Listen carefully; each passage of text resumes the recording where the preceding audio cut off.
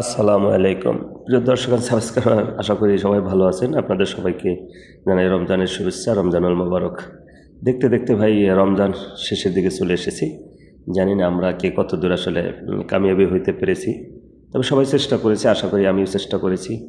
আল্লাহর দরবারে দোয়া করেছি দেশের জন্য, মানুষের জন্য, পূর্বসূরীদের জন্য, যারা দুনিয়া ছেড়ে চলে গেছে সবার জন্য এবং ভবিষ্যতে সকলের জন্য দোয়া খায়ের করা হয়েছে। আল্লাহ যেন আমাদের সকলকে হেফাজত করেন। তবে ভাই শোনেন, আজকে আমি একটা কথা বলবো এবং এই কথাটা হয়তো বা অনেকের পছন্দ হতেও পারে, না হতে পারে। এটা একটু যেতে যেতে একটা কথা মনে পড়ে গেল যে কীভাবে বলি। আসলে দেখেন, দেশের বর্তমান প্রেক্ষাপটটা যদি আপনি চিন্তা করেন, আপনি দেখতে পাবেন যে বিভিন্ন জায়গায় যে সরকারি অফিস আদালতে যে লোকগুলো বসা আছে, তারা আসলে দুর্নীতিগ্রস্ত। এই দুর্নীতিগ্রস্ত লোকগুলো কারা? এরা দেখেন কেউ কিন্তু দিনই শিক্ষায় অর্থাৎ ধর্মীয় শিক্ষায় অতটা শিক্ষিত না। ম্যাক্সিমাম জায়গায় দেখবেন যারা ধর্মীয় শিক্ষায় শিক্ষিত না, তারা যে কোনো ধরনের অপকর্ম করতে পারে, অপকর্ম করে। কিন্তু এই লোকগুলো যদি ধর্মীয় শিক্ষায় শিক্ষিত হতো, দিনের শিক্ষা তাদের ভিতরে যদি থাকতো, তাহলে কিন্তু অবশ্যই তারা একটু বাধাগ্রস্ত হতো যে না, এটা তো হারাম। ঠিক আছে, এখন যারা এগুলো করে তারা আসলে অনেকে জানেই না যে কোনটা হারাম বা হালাল। দেখা যাবে হারামকে হালাল বললে বিসমিল্লা বললে খাইয়ে ফেলায়। ঠিক আছে, এই বিসমিল্লা বললে যারা খাইয়ে ফেলায় তাদের প্রতি আসলে মানুষের কী আস্থা? এজন্য আমি আসলে যে কথাটা বলতে চাই যে আমাদের দেশে যারা আলেম সমাজ আছে, যারা ধর্মীয় শিক্ষায় শিক্ষিত, তাদেরকে বিভিন্ন জায়গায় তাদেরকে পদায়ন করা উচিত এবং তাদের এগিয়ে আসা উচিত।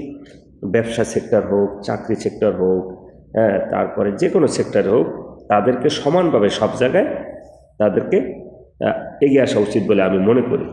আলেম সমাজ যদি এগিয়ে আসে, অবশ্যই আমি মনে করি ব্যবসা সেক্টর হোক বা চাকরি সেক্টর হোক, পরিবহন সেক্টর হোক, যে কোনো সেক্টরে যদি তাদের অবদান থাকে, আমি মনে করি তাদের ভিতরে দুর্নীতি করতে অন্তরটা কাঁপবে, অন্তরে তাদের বাধা দিবে, তাদের দিনে ইলমের যে শিক্ষা সেটা বাধা দিবে। এজন্য আমি মনে করি আলেম সমাজ যারা আছেন, বিভিন্ন কওমিয়া, আলিয়া, তাদেরকেও এই সমানভাবে এগিয়ে আসা উচিত।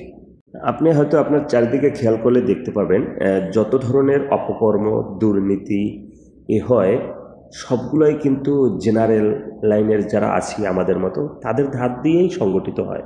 বিশেষ করে যারা মনে করেন হাফেজ, মাওলানা, আলেম, দিনী ইলম যারা আছে, এদের দ্বারা কিন্তু এতটা হয় না। তবে হতে পারে, আমার জানা নাই। তারপর মানুষ মাত্রই ভুল হতে পারে, যদি হয়ে থাকে তাতে সেটা হয়তো হাতে গোনা সামান্য। কিন্তু এটা মনে রাখবেন, তাদের ভিতরে আল্লাহ ভীতু আছে। তারা কিন্তু এই কথাগুলো মানে যে আল্লাহ আছে, আল্লাহ তার বিচার করবেন। দুর্নীতি করলে দুই কান্দে দুই ফেরেশতা আছে, সবসময় লেখে, তাই তারা সাবধানে কাজ করে। সবাই ভালো থাকবেন। আসসালামু আলাইকুম।